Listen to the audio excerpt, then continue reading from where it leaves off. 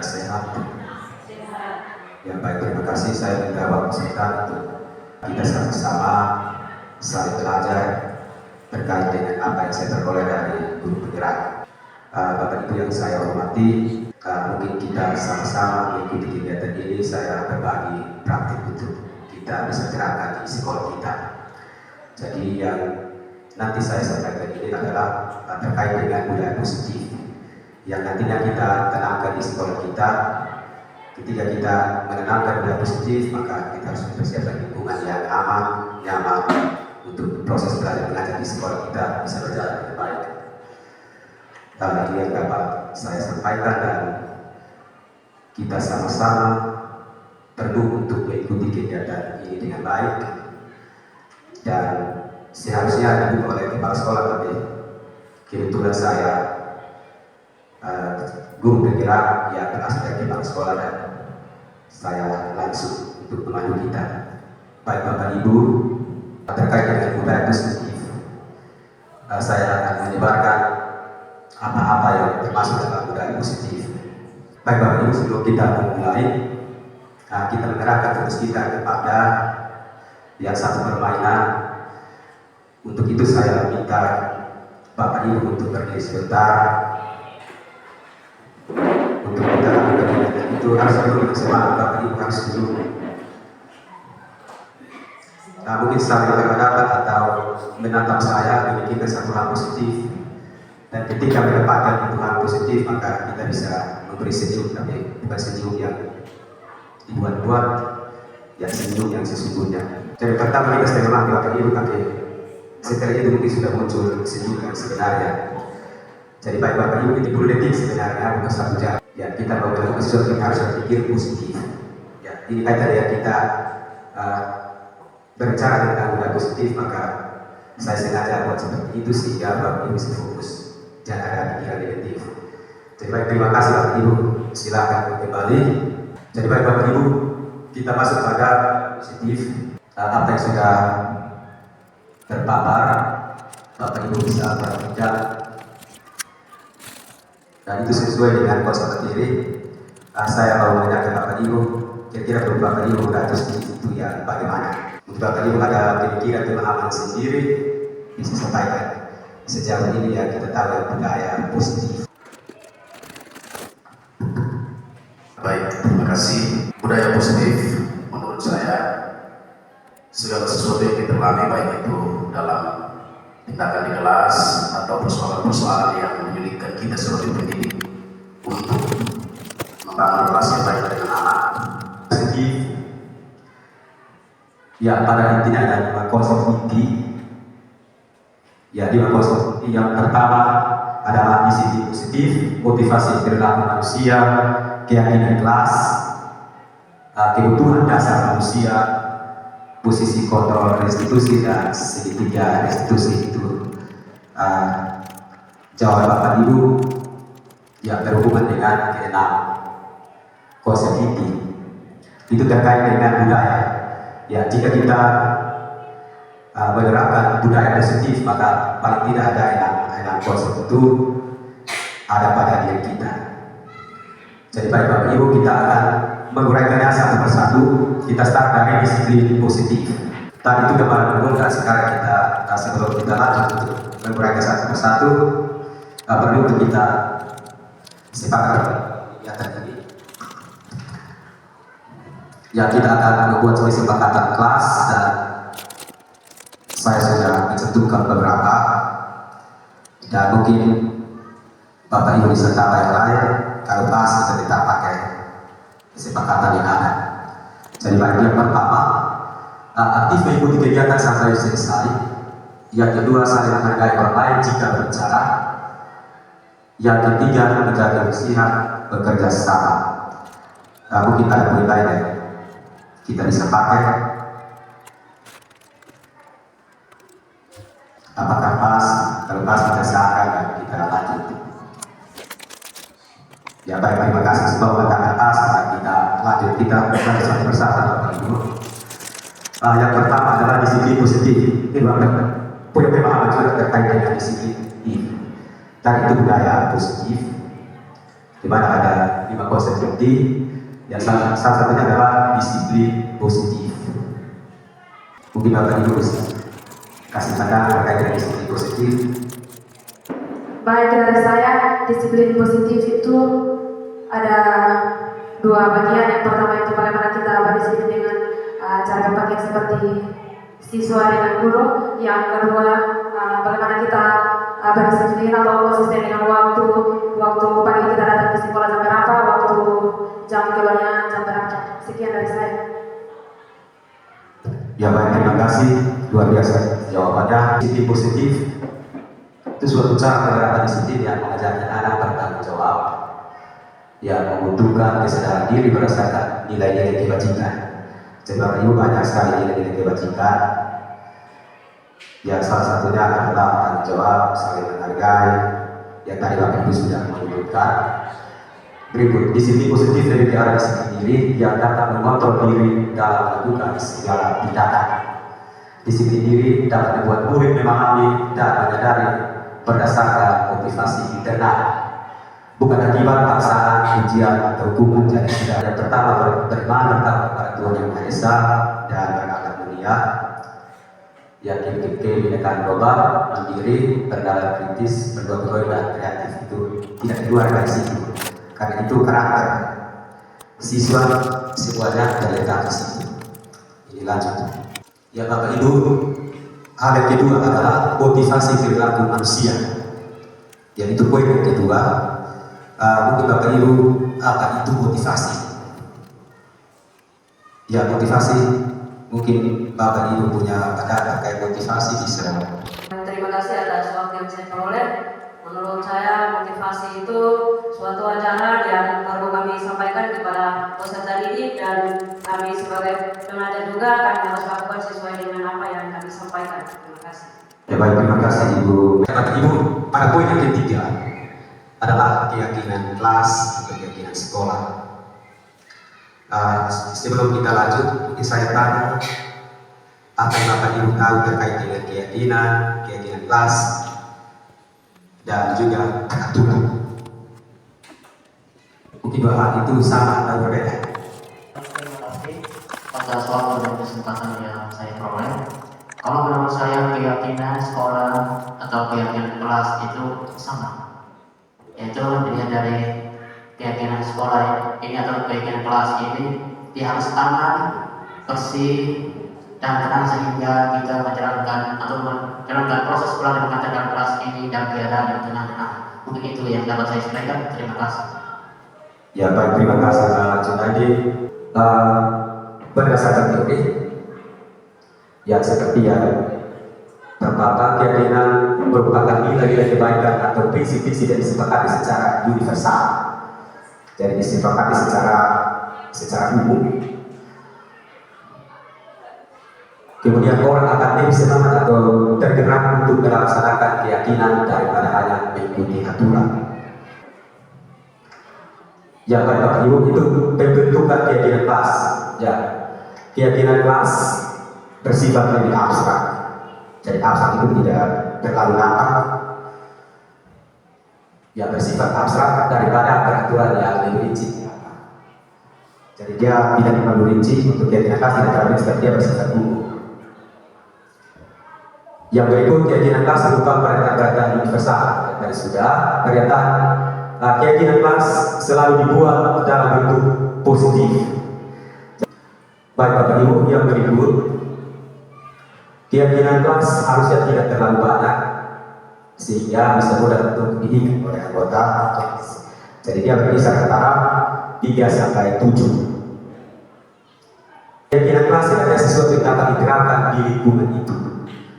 Jadi keyakinan kelas itu kita hanya pakai pada kelas itu. Ya, semua anggota hendaknya hidup berkontribusi dalam membuat keyakinan kelas melalui kegiatan curah mendapat. Jelas, semua anggota kelas bersedia meninjau kembali keyakinan kelas dari waktu ke waktu. Itu sudah jelas. Berikut ya Bapak Ibu, saya sudah jelaskan tadi, yang pajaknya banyak dari 3 sampai 7 keyakinan. Yang lanjut, tetap aja. Yang berikut setelah keyakinan kelas selesai dibuat, maka semua anggota kelas dapat meninjau bulan dan menyetujui dengan menandatangani. Antara guru dan siswa harus tanda tangan. Kalau 7 keyakinan kelas, maka bisa pakai 7 orang untuk 1 orang bertanggung jawab untuk 1 poin, sehingga melibatkan mereka. Yang berikut keyakinan kelas akan ditempel di dinding kelas agar mudah untuk dilihat. Jadi Bapak Ibu itu nanti dipelajari untuk Bapak Ibu bisa terapkan di dalam kelas. Lanjut.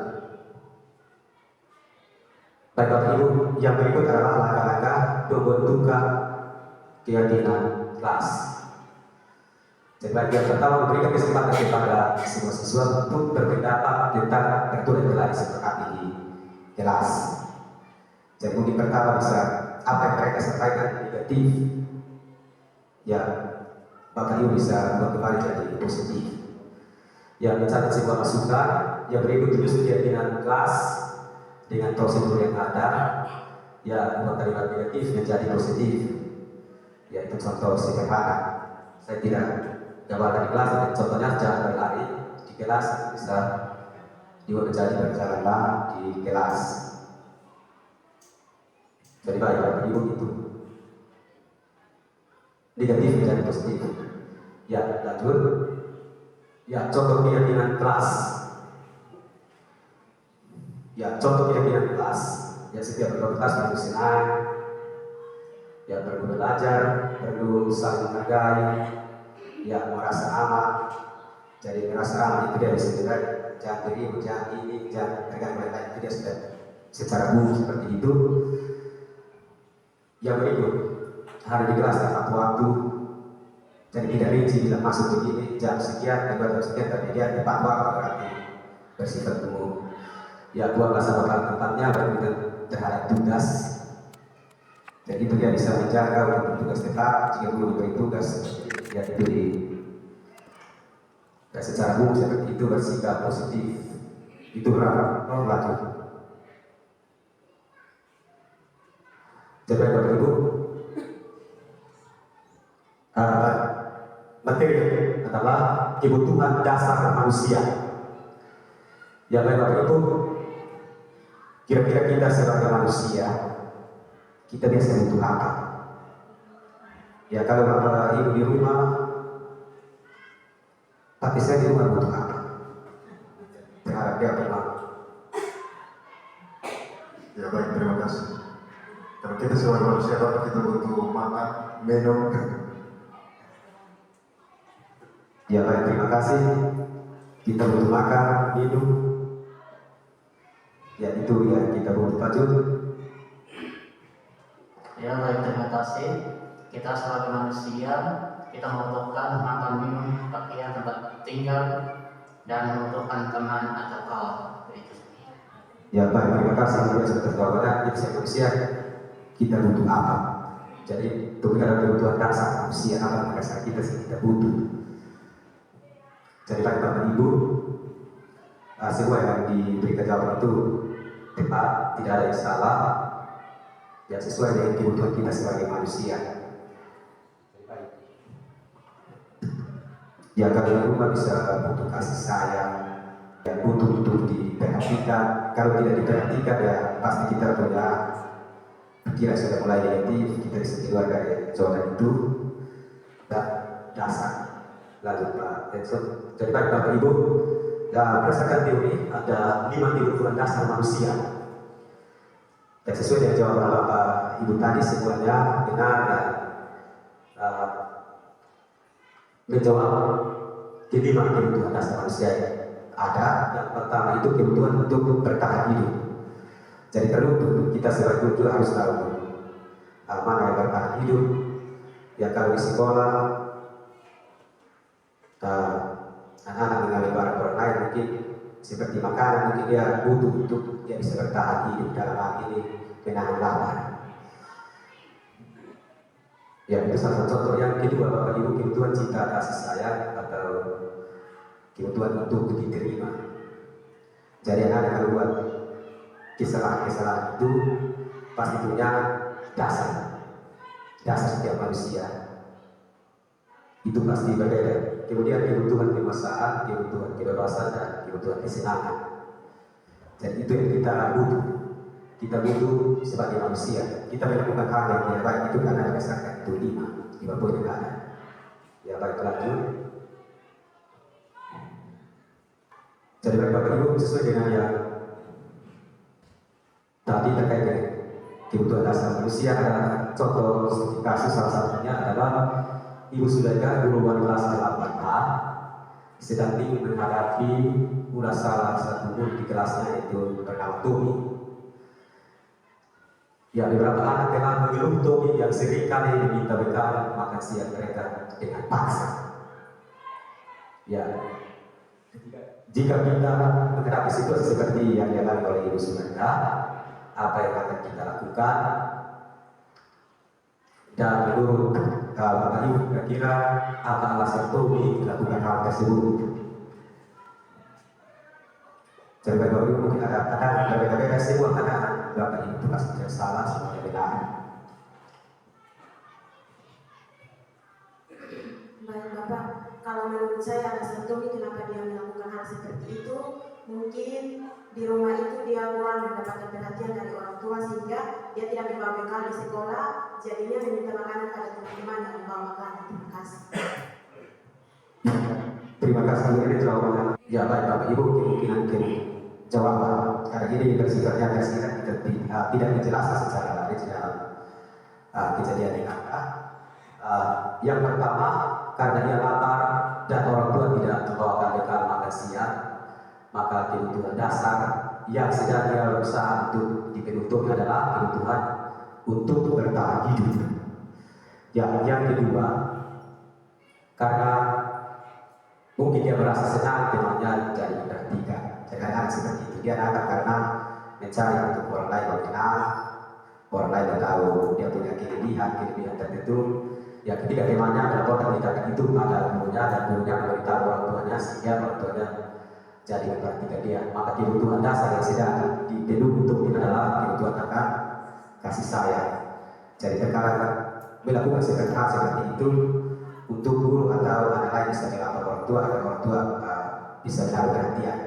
Mungkin di rumah orang tua kurang kasih sayang, ya melalui cara itu dia bisa beralasan untuk orang tua bisa memperhatikan. Baik, ada alasan itu. Ya, alasan yang ketiga, karena temannya jadi takut dengan takut untuk menuruti keinginannya, maka sebetulnya itu sedang berusaha untuk kebutuhan dasar yang akan dipesan. Dan terkadang dia mau, ya istilahnya dia mencari perhatian dari orang lain, dia berkuasa bahwa orang lain mengetahui dirinya bahwa dirinya hebat. Perhatian ini menguasai. Yang keempat, Bapak Ibu, karena dia merasa bosan dengan bekal yang dibawanya ibu. Karena ibunya selalu membawa makanan yang sama, itu kemungkinan. Oleh karena itu dia ingin mencoba makanan dari teman-temannya yang beraneka ragam, maka terus sedang berusaha memenuhi kebutuhannya akan kebebasan. Jadi bagi Bapak Ibu itu pandangan untuk kemungkinan kasus yang dialami oleh ibu guru tadi terkait Tommy. Yang baik Bapak Ibu, materi yang kelima adalah posisi kontrol restitusi. Ya Bapak Ibu, posisi kontrol restitusi itu ada 5. Ya, kontrol restitusi dari guru itu ada 5.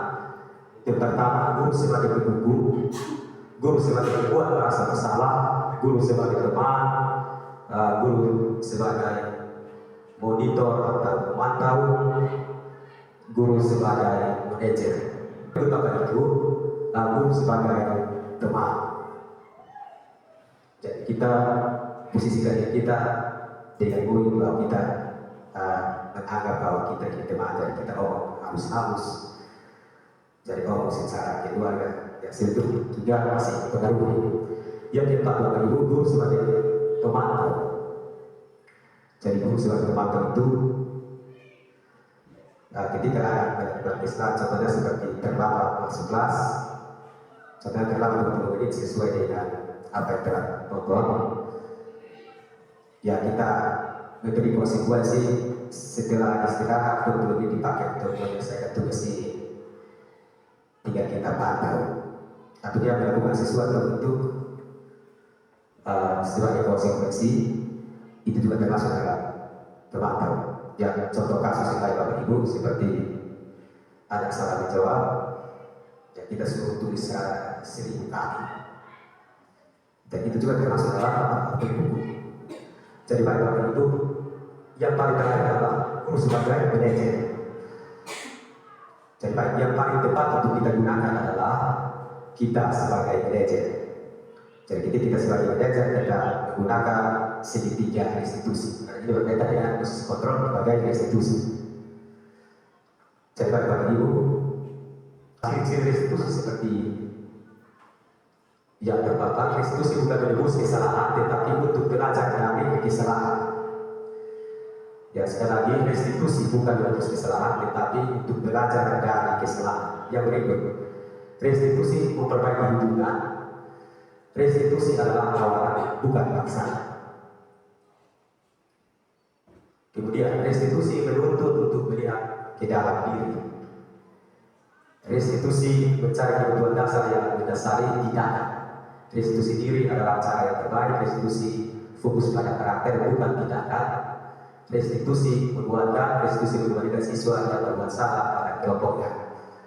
Jadi ketika melakukan kesalahan, ya Bapak Ibu kita berusaha supaya dia kembali ke kelompoknya dengan aman, dan sampai teman-temannya mengejek lain kita menghindari itu. Jadi Bapak Ibu itu ciri-ciri secara garis besar lanjut. Ya, yang terakhir adalah segitiga restitusi. Ya, ada tiga langkah restitusi. Yang pertama itu adalah menstabilkan identitas, validasi tindakan yang salah, dan menanyakan keyakinan. Jadi Bapak Ibu, untuk menstabilkan identitas itu langkah awal yang harus kita terapkan. Ya, kita lihat dari kesalahan yang dibuat oleh siswa. Jika tidak menentukan poin pertama bisa langsung poin kedua, tergantung kesalahan. Tetapi yang paling baik itu adalah kita harus menentukan dari langkah pertama, kedua, dan ketiga. Jadi mungkin dua anak berkelahi. Pertama kita harus menstabilkan mereka punya identitas. Ya, kita sebagai guru kita buat bagaimana sehingga mereka stabil kalau kita menvalidasi tindakan yang ada. Jadi Bapak Ibu, langkah ini merupakan bagian dasar dari segitiga yang bertujuan untuk mengubah identitas anak dari yang gagal karena melakukan kesalahan menjadi orang yang sukses. Jadi ketika Bapak Ibu mau memiliki identitas, maka bisa menggunakan pernyataan yang ada. Ya, bisa mengatakan ketika Bapak Ibu kita praktekkan, maka yang untuk menstabilkan kita bisa pakai itu pernyataan yang ada. Berbuat salah itu tidak apa-apa. Ya, tidak ada manusia yang sempurna. Ya, kita bisa menyelesaikan dan seterusnya. Itu menstabilkan identitas. Atau contohnya seperti ini. Dulu saya juga pernah melakukan hal yang seperti ini. Ya, kamu lakukan sekarang. Jadi itu untuk menarik dia untuk bisa kembali berpikir, tidak fokus pada masalah itu, tapi dia kembali untuk berpikir positif. Jadi Bapak Ibu lanjut. Yang paling kedua Bapak Ibu, validasi tindakan yang salah. Jadi untuk melakukan validasi terhadap kebutuhan siswa, ya bisa menggunakan contoh berikut. Ya, seperti padahal kamu bisa melakukan yang lebih buruk dari ini. Yang menyebut kamu pasti punya alasan kenapa melakukan itu. Ya, dari pertanyaan itu maka dia bisa terbuka untuk mengungkapkan apa yang ada di dalam dirinya. Yang berikut, kamu boleh melakukannya seperti itu, tapi kamu harus menambahkan sikap baru. Artinya untuk dia bisa berubah. Jadi itu bagaimana cara kita guru untuk kita bisa validasi tindakan yang saat itu, sehingga anak bisa terbuka terhadap kita. Berikut Pak Jackson. Poin yang ketiga adalah menanyakan keyakinan. Ya, kita sebagai guru saat ini kita mungkin pas saja di menstabilkan identitas, tetapi sampai dengan menanyakan keyakinan. Ya terkadang kita tidak sampai di sini, tapi melalui kegiatan ini kita bisa kembali untuk memperhatikan sehingga siswa bisa berubah. Kalau itu setelah melalui langkah 1 dan 2, maka telah siap untuk dihubungkan dengan nilai-nilai yang dipercaya dan berpindah menjadi orang yang diinginkan. Jadi dia merasa bahwa dirinya juga penting dan dia merasa bahwa dia akan dihargai sendiri. Jadi yang tanda-tanda yang kita bisa sebutkan adalah apa yang kita percaya sebagai kelas atau keluarga. Jadi kita melihat kembali sudah langkah apa yang dilanggar dalam kegiatan kelas yang kita sudah usul bersama. Ya, tentu dia yang jawab. Kemudian apa nilai-nilai umum yang kita telah sepakati. Jadi mungkin ada nilai. Sebagai manusia juga ada nilai. Kemudian kata berikut, kamu mau jadi orang seperti apa? Jadi bagi Bapak Ibu itu terkait dengan segitiga restitusi yang kita akan pakai ya untuk menerapkan ketika anak-anak kita melakukan kesalahan. Jadi bagi Bapak Ibu itu beberapa poin penting yang saya sampaikan, dan secara keseluruhan bagi Bapak Ibu ada pertanyaan terkait dengan apa yang saya sudah sampaikan bisa tanyakan atau semua sudah jelas. Kita tutup kegiatan kita hari ini. Baik Bapak Ibu, pertanyaan? Ya baik Bapak Ibu, kalau sudah pas maka kegiatan kita hari ini cukup, dan ketika Bapak Ibu ingin mempraktikannya mengalami kendala bisa menanyakan untuk bisa terapkan di lingkungan kita. Jika keenam poin itu kita lakukan, maka kita sudah menempatkan budaya positif. Tentunya membutuhkan proses yang nanti panjang, tetapi Bapak Ibu kita kerjasama prosesnya tidak terlalu panjang. Kalau satu atau dua orang yang bergerak untuk berproses mungkin agak lama, tetapi kalau kita sama-sama saling itu prosesnya tidak terlalu lama. Jadi bagi Bapak Ibu mungkin itu yang dapat saya sampaikan. Terima kasih banyak untuk kita semua. Apa yang telah saya sampaikan, jika masih kurang berbagi, Bapak Ibu mohon untuk dimaafkan, dan nanti kita saling melengkapi pada waktu-waktu yang akan datang. Sekian dan terima kasih. Salam. Assalamualaikum warahmatullahi wabarakatuh. Sampai Om Swastiastu, Namo Buddhaya, salam kebajikan. Selamat siang untuk kita semua.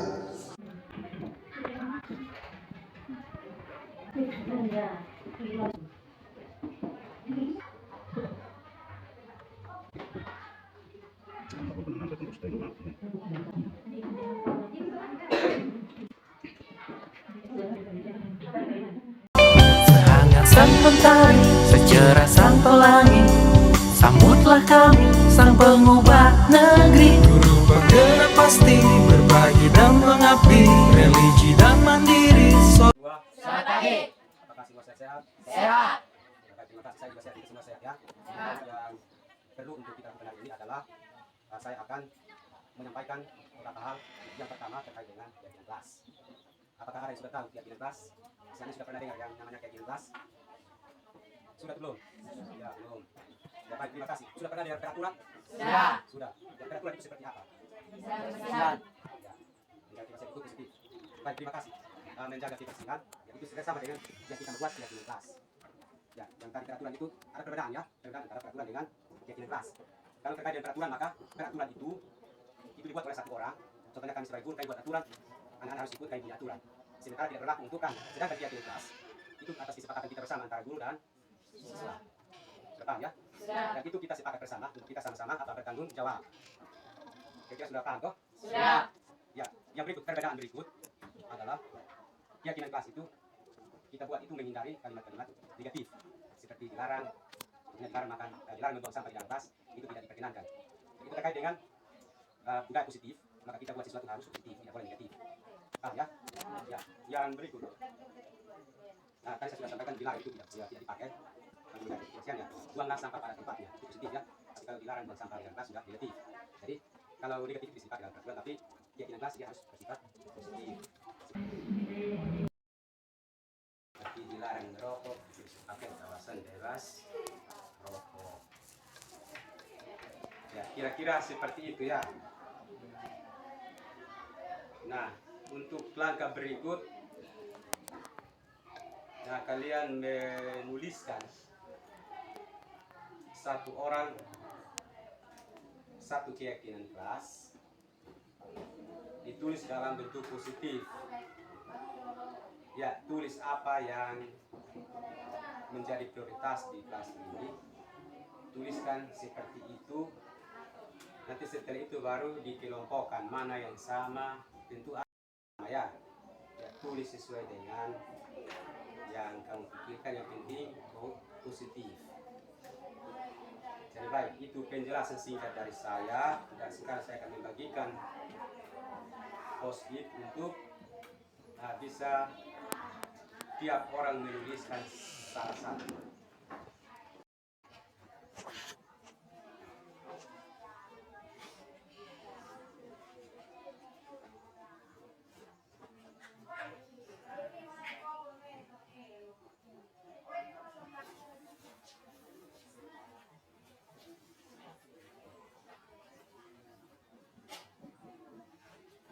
Baik, silahkan menuliskan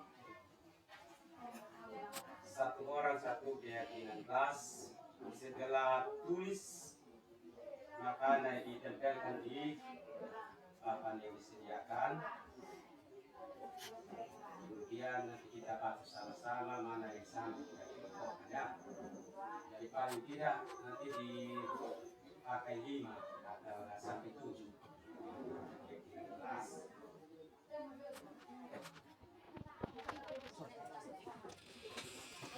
Sudah.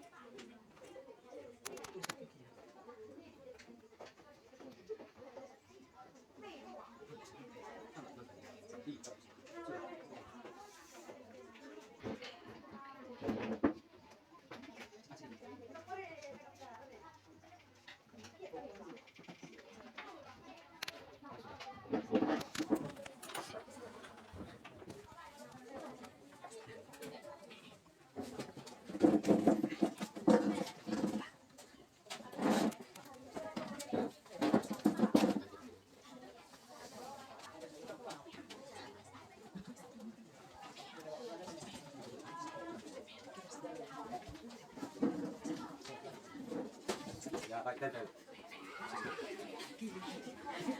Dadah.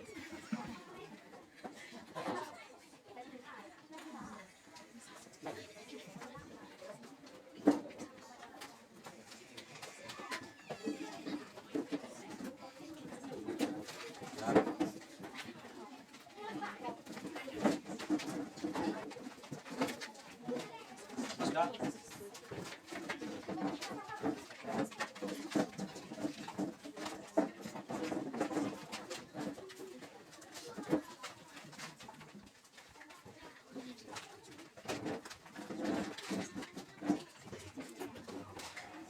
Ya, baik, semua sudah tempel atau belum? Sudah. Jadi ini keyakinan kelas saya kelompokkan ya, yang sama saya kelompokkan.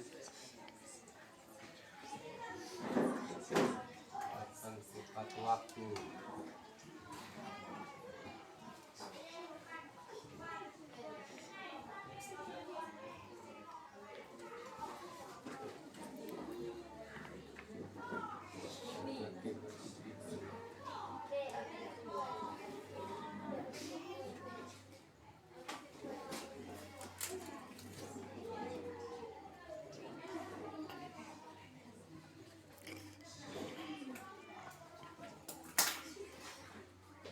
Baik, ini saya kelompokkan berdasarkan kalimat-kalimat yang sama. Ya, yang pertama datang tepat waktu. Kemudian menjaga kebersihan kelas.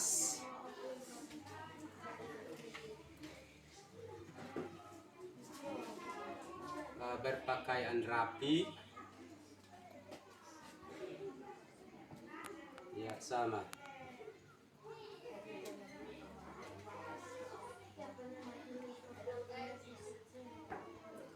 Ya, saling menghargai, saling menghormati ya. Kurang lebih ada 5 ya. Ada 5 yang kita sudah sepakati dan itu berlaku untuk kita semua, baik itu guru maupun siswa. Jadi kalau menyangkut dengan ketepatan waktu, ya guru juga harus mentaati keyakinan kelas yang ada karena kita sama-sama sepakat ya. Jadi tadi saya sudah kasih gambaran bahwa saya juga memberikan satu keyakinan kelas supaya kita sama-sama sepakat. Jadi baik, ini kita akan sepakat dan semua akan bertanggung jawab terkait dengan keyakinan kelas yang kita telah buat, dan itu akan ditandatangani oleh kita semua, sehingga ketika kita melanggar ada konsekuensi untuk kita semua. Jadi baik, hanya itu saja. Terima kasih. Selamat pagi untuk kita semua. Selamat pagi. Perkenalkan, nama saya Asri Irmanufeto dari kelas 8B SMP Negeri Bila. Perkenalkan, nama saya Loisakan, kelas 8B dari SMP Negeri Bila. Perkenalkan, nama saya Intan Durdanti Arteja Kase dari kelas 8B SMP Negeri Bila. Perkenalkan, nama saya Angeli Kristiani Nitiono dari kelas 8B SMP Negeri Bila. Menurut kamu pembuatan keyakinan kelas penting dilakukan? Sangat penting. Sangat penting dan bermanfaat. Penting sekali. Penting dan bermanfaat. Bagaimana perasaan kamu saat membuat keyakinan kelas? Saya sangat senang. Saya sangat senang. Saya sangat senang. Saya sangat senang. Menurut kamu, mengapa sehingga pembuatan keyakinan kelas itu sangat penting dilakukan? Karena dapat membuat kita untuk bertanggung jawab. Karena membuat kita untuk saling menghormati. Karena membuat kita untuk saling menghargai. Karena membuat kita untuk lebih disiplin.